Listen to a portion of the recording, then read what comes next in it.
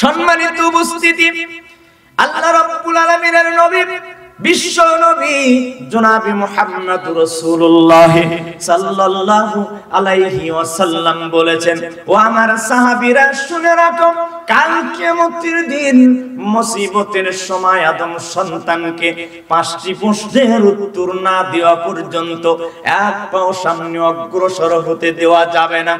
1 নম্বর হলো আন উমরিহি, তোমার যৌবনকাল তুমি কোথায় কাটিয়েছো? ও যুবক ভাইয়েরা আমার, পৃথিবীর বুকে যারা এসেছে তারা একদিন যুবক ছিল। অনেক বৃদ্ধ মানুষ আমার সামনে উপস্থিত, যারা একদিন বৃদ্ধ হয়ে যাবে। আপনি আমিও একদিন বৃদ্ধ হয়ে যাব, এখান থেকে পালানোর কোনো সুযোগ নাই।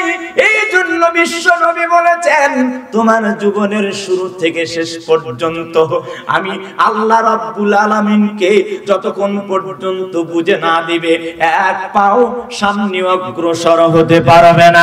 সম্মানিত উপস্থিত, বলছিলাম তুমি যুবক মানুষ সালাত আদায় করো না, তুমি যুবক মানুষ কোরআন পড়তে পারো না, কোরআন পড়ার চেষ্টা তুমি করো না। বিশ্ব নবী বলেছেন, তুমি যতই চেষ্টা করো তোমার প্রতিটি সময় আল্লাহ রাব্বুল আলামিনের কাছে বুঝে দিতে হবে, এটা আমানত। বর্তমান বিজ্ঞান বলছে, শুনে নাও, পৃথিবীর মানুষ কতদিন পৃথিবীতে বাঁচে? কিয়ামতের একদিনের তুলনায় আপনি আমি যদি 70 বছর পৃথিবীতে বাঁচি, মাত্র কিয়ামতের দিনের তুলনায় আধা মিনিট দুনিয়া করি আমরা।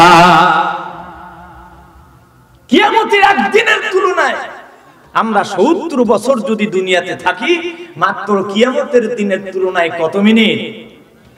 আধা মিনিট সময় কি করেছি আমরা? সময় স্বল্পতা সংক্ষিপ্তভাবে সামনের দিকে চলে যায়। আল্লাহর নবী বলেছেন, তোমার পুরো জীবন আমাকে বুঝে দিতে হবে, জীবনের শুরু থেকে শেষ পর্যন্ত তুমি কি করেছো। আল্লাহ রাব্বুল আলামিনের নবী বিশ্ব নবী আল্লাহ রাব্বুল আলামিন পৃথিবীতে যত ইবাদত দান করেছেন, যত ইবাদত আমাদের মাধ্যমে এসেছে, আল্লাহ জিবরাইল আলাইহিস সালাতু ওয়াস সালামের মাধ্যমে দিয়েছেন, কিন্তু একটি মাত্র ইবাদত আল্লাহ জিবরাইলের মাধ্যমে দেন নাই, সেটা বিশ্ব নবী জনাবে মুহাম্মদুর রাসূলুল্লাহ সাল্লাল্লাহু আলাইহি ওয়াসাল্লামকে 7 আসমান বেশ করে আরশে আজিমে নিয়ে আল্লাহ রাব্বুল আলামিন একটি ইবাদত দান করেছিলেন। জোরে বলেন, তার নাম কি? ওই যে অনেকে বলতে পারে না, কি? 5 ওয়াক্ত সালাত। আল্লাহ রাব্বুল আলামিন বিশ্ব নবীকে বললেন, নবী গো, আমি আপনাকে 50 ওয়াক্ত সালাত আমার বান্দা বান্দির জন্য দান করলাম।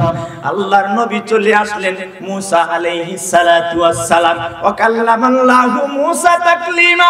মুসা আল্লাহর সাথে কথা বলতেন। মুসা ডেকে বলছেন, নবী হে চলে যান, আপনার উম্মতেরা দিনে রাতে 50 ওয়াক্ত সালাত আদায় করতে পারবে না।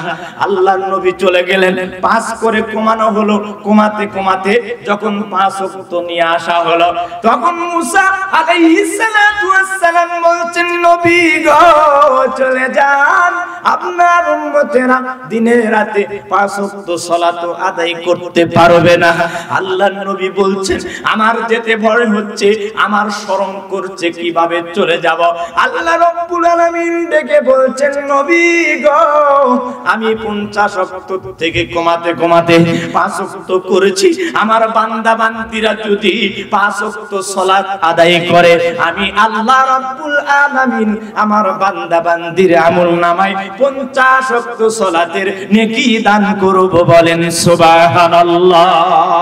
আল্লাহকে ডাকলে বান্দা, আল্লাহকে ডাক, আল্লাহকে ডাকতে ডাকতে গুনাহ হবে মাফ রে বান্দা, আল্লাহকে ডাক। লিল্লাহি তাকবীর। যখন তোমার কেউ ছিল না তখন ছিলেন তিনি, আবার তোমার কেউ থাকবে না তখন থাকবেন তিনি। যখন তুমি ছোট্ট ছিলে দাঁত ছিল না মুখে, তরল খাবার দিলেন আল্লাহ মায়ের বুকেতে। সেই আল্লাহ রে কেমনে ভুলে থাকো, আমার বুঝে আসে না রে বান্দা। আল্লাহকে ডাক, আল্লাহকে ডাক রে বান্দা, আল্লাহকে ডাক। আল্লাহকে ডাকতে ডাকতে জীবন চলে যাক রে বান্দা, আল্লাহকে ডাক। লিল্লাহি তাকবীর। বলছিলাম তোমার যৌবন কালকে তুমি কাটা লাগাও, তোমার জীবনের শুরু থেকে শেষ পর্যন্ত তুমি কি করেছো আল্লাহ সুবহানাহু ওয়া তাআলাকে বুঝে দিতে হবে, না দিয়ে এক পাও সামনে অগ্রসর হতে পারবে না। 2 নম্বর আন শাবাবিহি, তোমার যৌবন কাল তুমি কোথায় কাটিয়েছো আমার যুবক ভাইয়েরা আমার। বৃদ্ধ যখন মানুষ হয়ে যায় তখন মানুষ এমনিতে মসজিদে চলে যায়, চিন্তা ভাবনা করে আমি তো বুড়ো হয়ে গিয়েছি, কোনো কাজ কর্ম করতে পারি না, এমনিতেই মসজিদে চলে যায়, ঠিক মতো রুকু করতে পারে না, সিজদা করতে পারে না, তখন এমনিতেই মসজিদে চলে যায়, চেয়ারে বসে সালাত আদায় করে। এই সালাত আল্লাহর দরবারে কবুল হতেও পারে নাও পারে। আল্লাহ রাব্বুল আলামিনের নবী বলেছেন তোমার যৌবন কালের ইবাদত যদি সঠিক হয়ে যায়, আল্লাহ রাব্বুল আলামিন বৃদ্ধকালে তুমি চেয়ারে বসে সালাত পড়ো, বসে সালাত পড়ো আর শুয়ে সালাত পড়ো, আল্লাহ রাব্বুল আলামিন সব সালাত কবুল করে নিবে। বলেন সুবহানাল্লাহ। বলছিলাম বক্তব্যের বিষয় হলো 5টি জিনিস আসার আগে 5টি জিনিসকে কাজে লাগাও, তার এক বৃদ্ধকাল আসার আগে তোমার যৌবনকে কাজে লাগাও। আল্লাহর নবী বলছেন তোমার যৌবনের হিসাব আমাকে দিতে হবে, বুঝে দিতে হবে, যদি না দিতে পারো এক পাও সামনে অগ্রসর হতে পারবে।